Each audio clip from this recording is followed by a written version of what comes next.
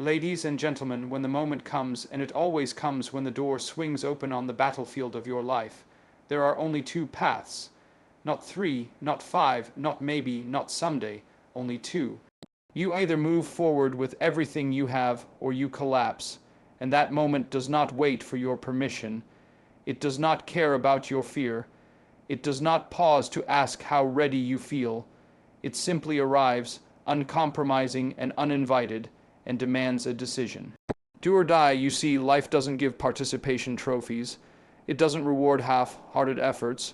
You can't dabble in greatness. You can't flirt with commitment and expect the world to hand you victory. The nature of reality itself is binary at its root.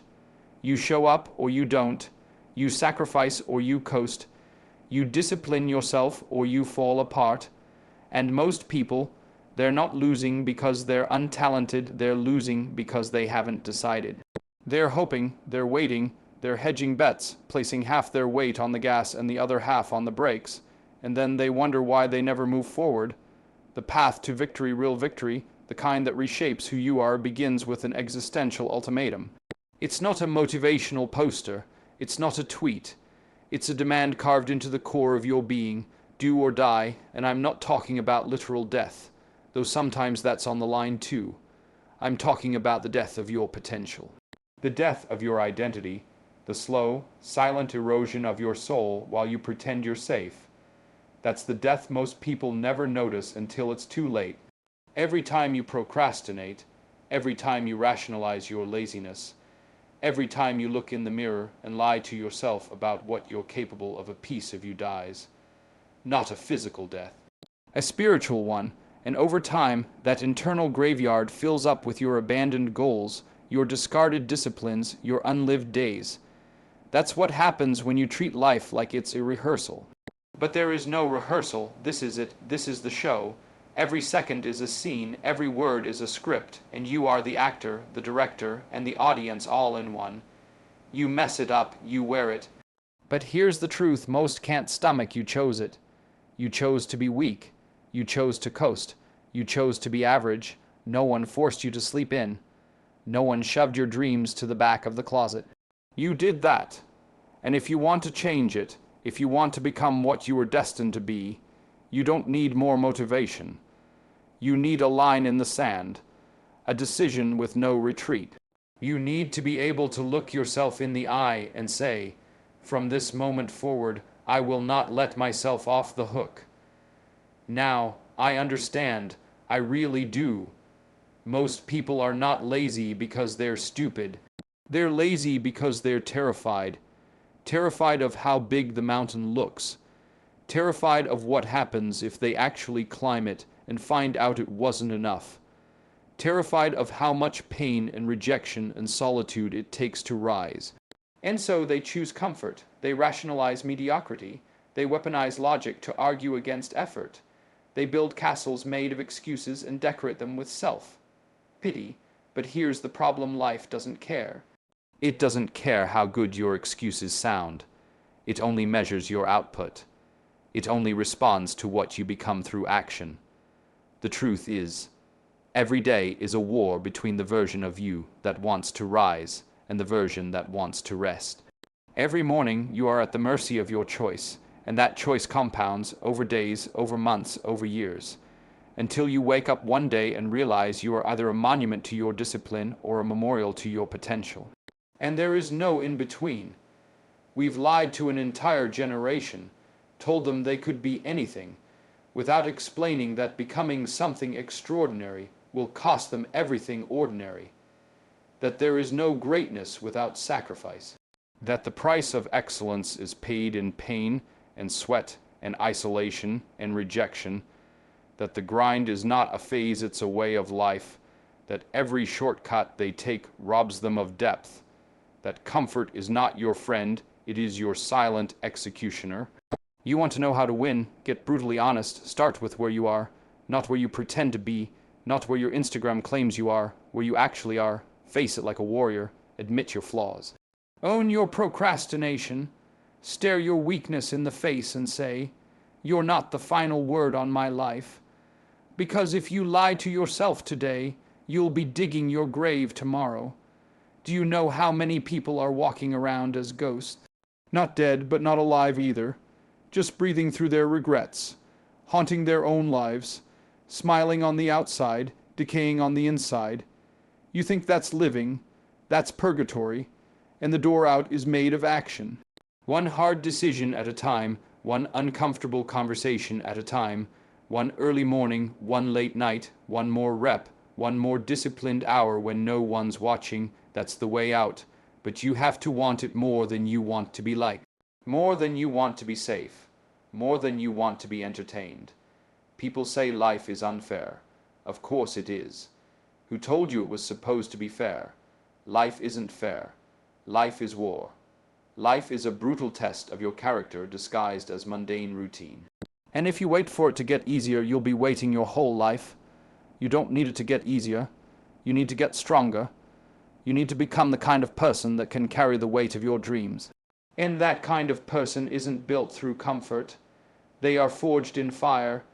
You want to know why most people never change? Because change demands death. The death of your old identity. The death of your bad habits. The death of your victim narrative. The death of everything you were clinging to while blaming the world for why you haven't risen. And that death feels like grief. That's why people run from it. They'd rather die slowly in mediocrity than quickly in transformation. But those who choose the fire, those who say, burn it all, if it makes me better, those are the ones who rise, because they understand this fundamental law. Comfort is cheap, but change is costly, and only the brave can afford it. There's a version of you waiting on the other side of discipline, a version that walks with power, a version that speaks with conviction, a version that doesn't negotiate with weakness. That version isn't created through wishing, it is earned. In silence, in sweat, in sacrifice. You don't discover your purpose, you build the character capable of carrying it. And listen, if you're breathing, you're not finished. If you've still got time, you've still got war to fight. But don't insult your potential by giving it leftovers. Don't wake up another day and play small because it's easier. You are capable of far more than you are currently expressing. And the only thing standing between you and who you could become is the decision to act like your life depends on it. Because it does. When everything is on the line, when your back is against the wall, when the lights are off and the crowd is gone, and the pain feels unbearable, that's when the truth shows up. That's when you find out who you really are. And if you don't like the answer, don't panic. Fix it. Rebuild it. Replace every excuse with execution. Replace every delay with discipline. Replace every complaint with a commitment. Because the world doesn't need more talkers. It needs builders. It needs warriors. It needs people who don't flinch when the stakes are high, and the stakes are high. Whether you admit it or not, your future is being negotiated in the choices you make today.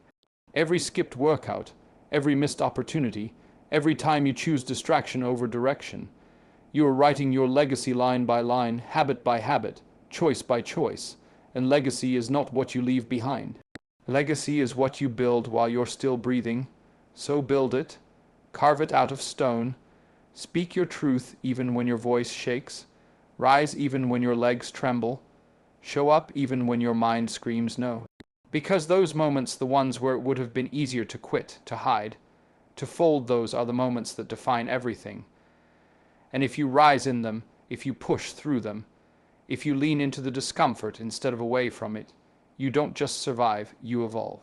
But that's the deal. There is no middle, no lukewarm, no maybe, no halfway warriors. You are either all in or you are out. You either bet on yourself or you betray yourself. That is the raw, unfiltered truth. And the longer you delay facing it, the further you drift from the life you were meant to live. So ask yourself right now, what version of you has to die so the real you can live? What lie do you have to stop telling? What excuse do you have to stop selling yourself? What weakness do you have to strangle until it no longer has a voice? Because until you answer that, until you take that sacred oath that says, I'm done negotiating with mediocrity, you will remain a shadow of who you could be. This isn't a game, this is your life, This is your moment, and it won't wait forever. The clock is ticking, the weight is pressing, and the world is watching not with applause, but with indifference. Because the world owes you nothing, but you owe yourself everything. You owe yourself the fight, the fire, the discipline, the destiny. You owe it to the little voice inside that still believes, the one that never gave up. The one you buried under failure and fear. That voice deserves resurrection. And if that voice is still whispering, even faintly, then it's not too late. But you've got to move. You've got to act like your life is on the line, because it is. This is not the time to pause. This is the time to press forward like nothing else exists. Because when the moment comes, and it always comes, there are only two paths, only two choices: do or die. The clock is ticking whether you move or not. Time does not slow down to accommodate your hesitation. Life is a relentless force, dragging you forward whether you're ready or not, and the cost of delay compounds by the second. When you hesitate, you think you're avoiding risk, but what you're really doing is choosing a slow erosion over a bold decision. You're bleeding potential drop by drop while convincing yourself you're just being cautious. But cautiousness, unchecked, turns into paralysis, and paralysis doesn't protect you. It imprisons you. You see, people think clarity comes before action, but it doesn't. Action births clarity. It's only when your feet hit the pavement that your path begins to reveal itself.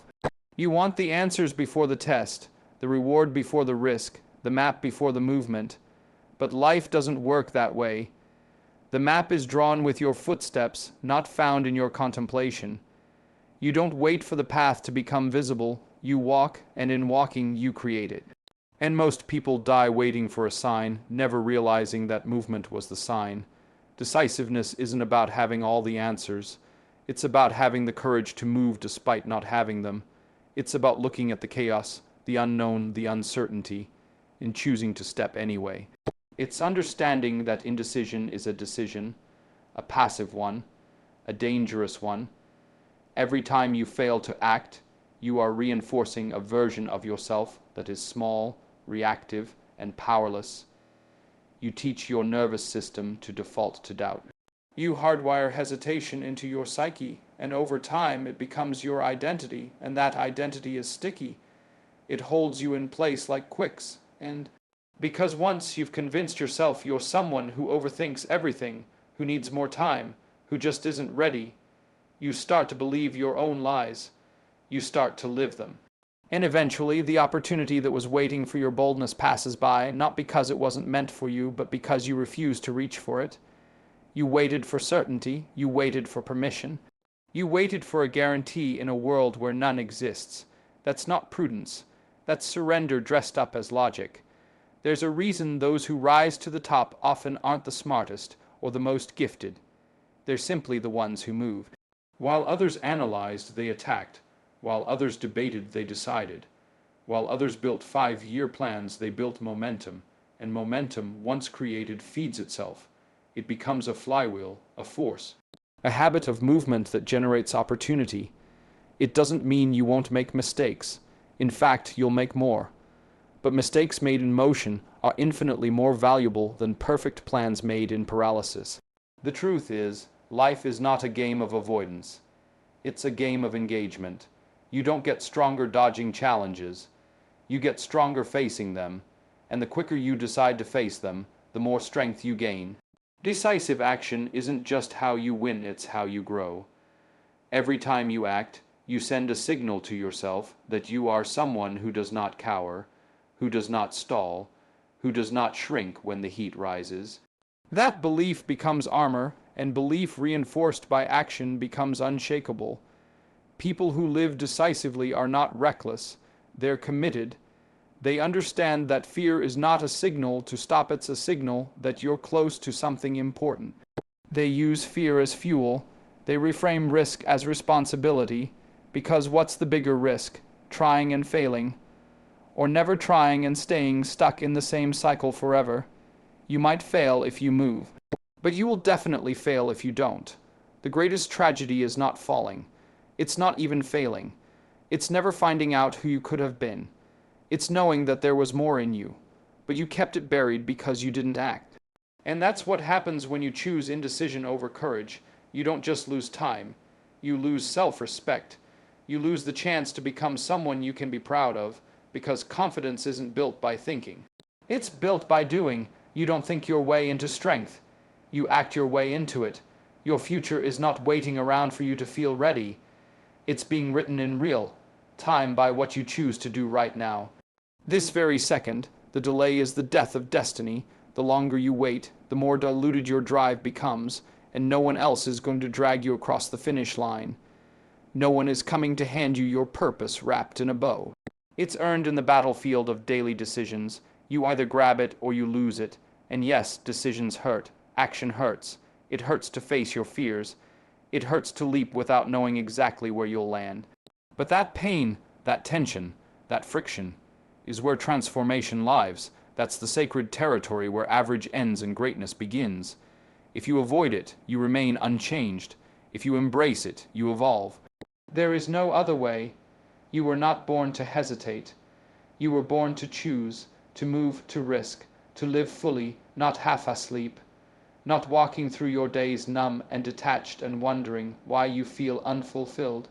You feel unfulfilled because your soul knows you're playing small. It knows there's more, and it's screaming for you to wake up, to move, to act like your future is on the line. Because it is. You want to stop overthinking. Move. You want to kill fear. Move. You want to silence doubt. Move. Everything you want lives on the other side of that first step. And once you take it, something inside you shifts. You no longer see yourself as a victim of circumstance. You see yourself as a creator. A force, a presence. You become someone who acts despite fear, despite uncertainty, despite discomfort, and that kind of person cannot be stopped. This is not about being impulsive. This is about being decisive. Decisiveness doesn't mean acting without thought. It means acting without stalling. It means using thought as a springboard, not an anchor. It means understanding that clarity is a result of action, not a prerequisite. You don't need all the information. You need the will to move with what you've got, and what you've got is enough to start. So the question is not, should I act? The question is, what will happen if I don't? What will happen if I let another day go by living at half capacity? What will happen if I allow another opportunity to pass because I was afraid of looking foolish? What will happen if I keep waiting for the perfect time that never comes? These are the questions that lead to urgency. And urgency is the birthplace of decisive action. There is no magic moment coming. There is no lightning bolt of certainty. There is only this breath, this choice, this minute, and it is sacred. You have the power to act now, and if you don't use it, you lose it. The next version of you, the one with fire in their eyes and power in their spine, is not found through contemplation. It's forged through action, relentless, consistent, courageous action, not someday. Not tomorrow, now. Comfort is seductive. It wraps itself around your life like a warm blanket on a cold morning, whispering that everything is fine, that there's no need to change, that you've done enough. It flatters you with illusions of peace while slowly robbing you of your fire. And the most dangerous thing about comfort is that it doesn't scream, it whispers. It doesn't attack, it lulls. You don't even realize it's taken hold until years have passed, and you wake up in a life that feels too small for the person you know you could have become. Every dream worth chasing demands that you walk away from comfort. Not because comfort is evil, but because comfort is static, and your potential is not. You are built to expand, to reach, to stretch into new and terrifying territory. That stretch, that tension, that resistance is the exact thing that sharpens you. And comfort removes it. It dulls your edges. It smooths your ambition into something manageable, something forgettable, something safe. But safe is not your purpose. Safe is not why you're here. Safe doesn't grow anything. Nothing remarkable has ever come from staying where it's easy. Greatness is born in adversity, forged in difficulty, shaped by the struggle you'd rather avoid. And yet, when the moment comes to choose challenge or comfort, most people retreat. Not because they lack the desire, but because they've grown addicted to ease. They've confused peace with progress, and so they stagnate, still moving maybe, but not evolving. This addiction to comfort is reinforced everywhere. Society sells it like it's salvation. Ads promise effortless results. Social media filters out the grind and highlights the glamour. Motivational slogans are watered down to feel good sound bites that don't demand anything from you. And in this environment, real growth becomes radical. Discipline becomes rebellion. Hard choices become acts of courage instead of the norm. But that's what it takes. You cannot drift into greatness. You can only fight your way there, and that fight always begins with sacrificing comfort.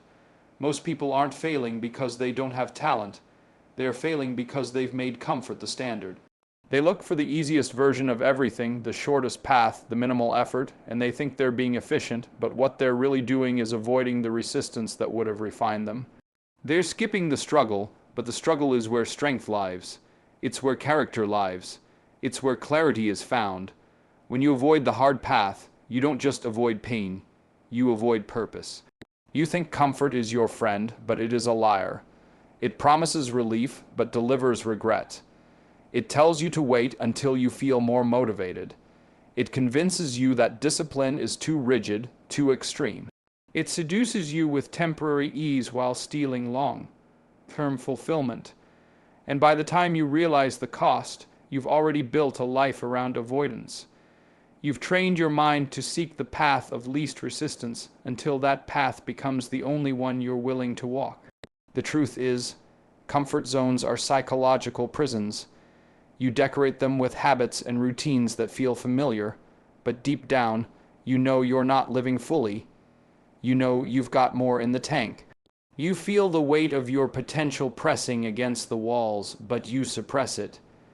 Because the moment you acknowledge it, the illusion of comfort starts to crack, and then you'd have to act. You'd have to move. You'd have to change, and change means risk. Change means leaving what's known. Change means pain, so you silence the signal, you smother it with distractions, and another day slips by. But you weren't made to live small. You weren't made to coast. There's a part of you that still remembers what it's like to burn. That fire doesn't die, it just dims. And every time you choose comfort over courage, you throw water on that flame. But the moment you choose discomfort on purpose, the moment you lean into what scares you, that fire roars back to life. Because it recognizes challenge. It responds to pain. It feeds on adversity. That's the furnace that forges who you are meant to be. When you look at people who have done something extraordinary, built something massive, led something powerful, achieved something rare, you'll find a consistent thread. They got comfortable being uncomfortable. They didn't wait for the storm to pass. They learned to move in the rain. They trained themselves to face resistance until resistance became normal, until the hard path became the only path, and in that tension, they grew. You cannot escape this truth. The more comfortable you are, the less alive you become. Growth is not just physical. It's psychological, emotional, spiritual, and every level of growth requires a version of you to die. The version that needs validation, the version that seeks ease, the version that needs to be told what to do. That version can't come with you, and the only way to shed it is through discomfort. People talk about transformation like it's some beautiful, peaceful experience. It's not. Real transformation is violent. It rips apart what's familiar. It crushes your ego. It throws your identity into question, and in the ashes of who you were, you build who you must become. But that process doesn't happen in comfort. Comfort protects the old you. Discomfort reveals the new you. So the next time you're tempted to choose the easy way, pause and ask yourself, what am I trading for this moment of relief? What am I giving up by avoiding this challenge? Because every time you choose comfort, you are making a deal.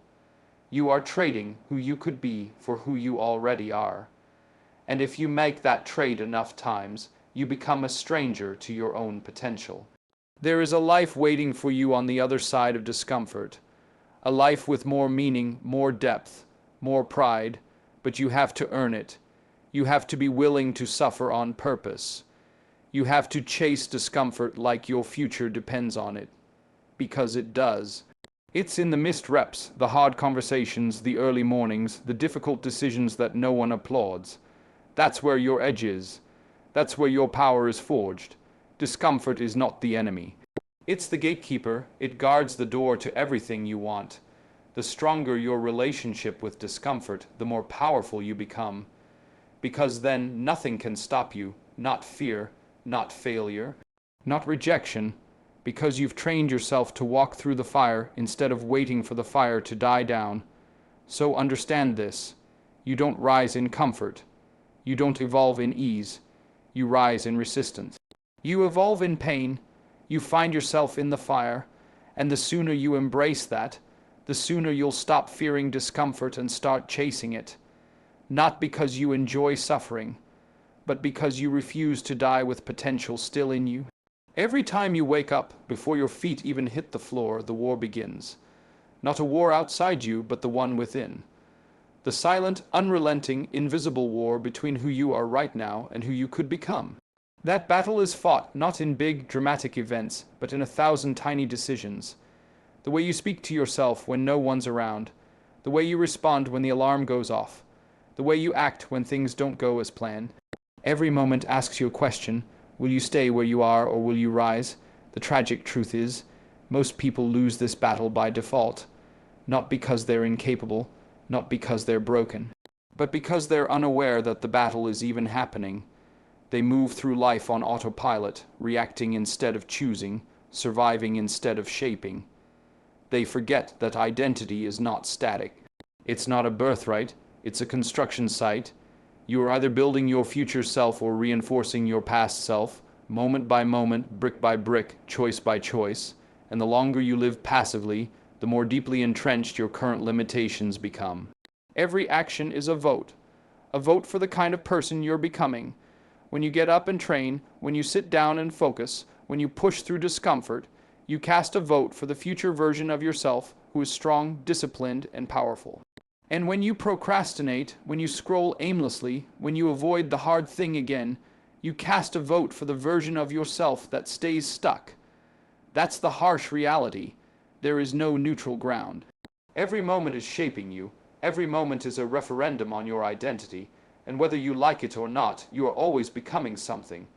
The problem is, becoming who you could be requires sacrifice. It requires that you leave behind the easy parts of yourself. The lazy parts, the fearful parts, the selfish parts, that version of you that's waiting on the other side of effort. It doesn't coexist with who you are today. It replaces it, and that's why growth feels like death, because it is the death of the familiar, the death of your excuses, the death of your comfort zone. But the moment you start to fear the death of your potential more than the death of your comfort, something changes inside you. You stop letting your feelings dictate your actions. You stop making decisions based on mood. You start moving with purpose, even when it hurts, especially when it hurts, because you understand that the pain of growth is temporary, but the pain of regret echoes for a lifetime. And when you look back 5, 10, 20 years from now, the version of you who chose to push through will have built a life that the old you never could have imagined. You think the fight is with your circumstances, but it's not. It's not your job. It's not your background. It's not your environment. The real fight is internal. The resistance you feel when you try to do something hard. That's the weaker version of you trying to survive. That's the part of you that's built a life out of patterns and habits that feel safe. And that part doesn't want to die. So it whispers, it delays, it distracts, it rationalizes, it says, not now. Just this once. You've earned a break. It wraps its chains in the language of self, care and patience, but make no mistake. Those are chains. To win the battle, you need awareness. You need to start seeing every choice as a fork in the road, a path that either strengthens the future you or reinforces the past. And the stakes couldn't be higher because every time you make the weak choice, it becomes easier to make it again. The mind adapts. It normalizes whatever you feed it. So the more you tolerate mediocrity, the more your brain wires itself for it. And one day, mediocrity doesn't just feel comfortable, it feels right. And that's the most dangerous place you can be. But the opposite is also true.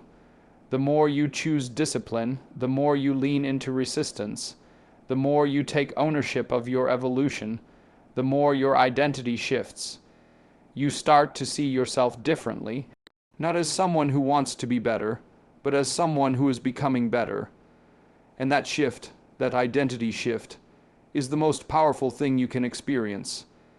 Because once your identity changes, everything else becomes automatic. You don't have to force it. You just act in alignment with who you believe you are. That's why this battle is so important. It's not about motivation. It's about integrity. It's about becoming someone you can trust. Someone who doesn't break promises to themselves. Someone who follows through not because it's convenient, but because it's required. And that kind of self-trust is priceless. Because once you have it, you become unstoppable. There's nothing more dangerous than a person who believes deeply in their own capacity to grow. But belief doesn't come from talking. It comes from action. You earn belief by doing the hard things, by choosing the higher road when no one is watching, by deciding again and again that you refuse to betray the future you're capable of creating. And that decision isn't one big moment. It's 1,000 small ones, over and over, until it becomes who you are. Every day you're given a gift, the opportunity to win the war within, and that win won't always look like a big breakthrough. Sometimes it's getting up when you don't feel like it. Sometimes it's staying focused when your mind wants to drift. Sometimes it's saying no when everything in you is screaming yes, but every small victory adds up. Every decision to honor your potential, no matter how small, compounds into strength, into belief, into a version of you that would make your past self stand in awe. You weren't born to remain unchanged. You were born to evolve, to confront the limits of who you are and break them, to stare down your fear and move anyway, to demand more of yourself than the world ever will. And that demand, it must come from within. No one can give it to you. No one can push you through the fire. You have to want it badly enough to step into the flames yourself.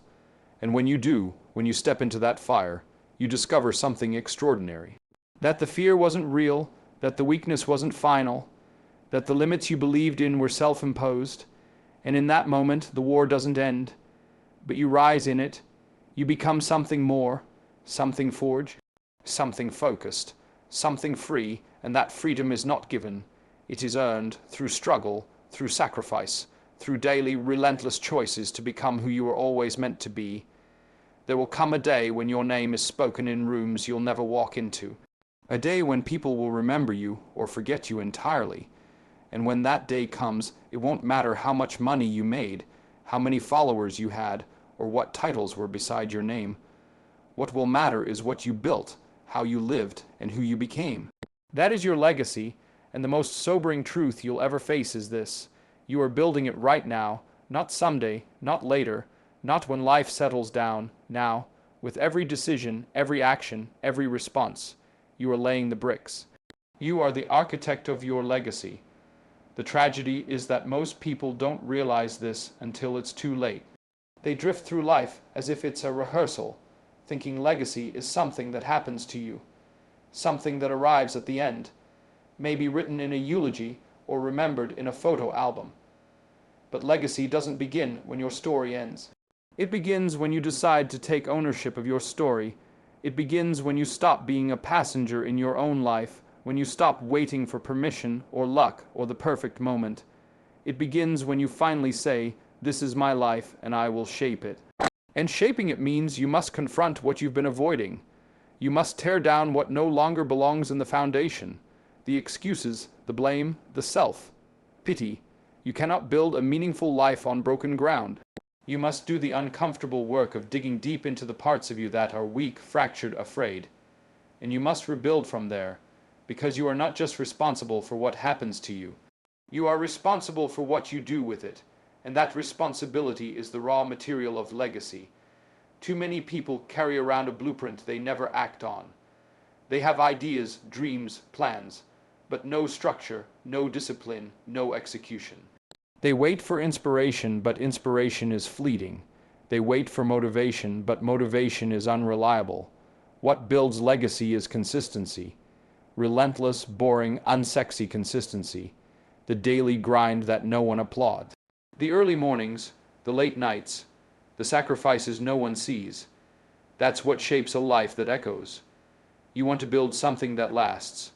Stop thinking legacy is only about big, heroic moments. It's not. It's about the micro decisions, the moments when you choose integrity over ease, when you choose courage over comfort, when you show up when no one is watching, when you do the right thing without expecting a reward. Every one of those moments is a stone in the structure of your legacy, and you are either building something strong or you are building something hollow.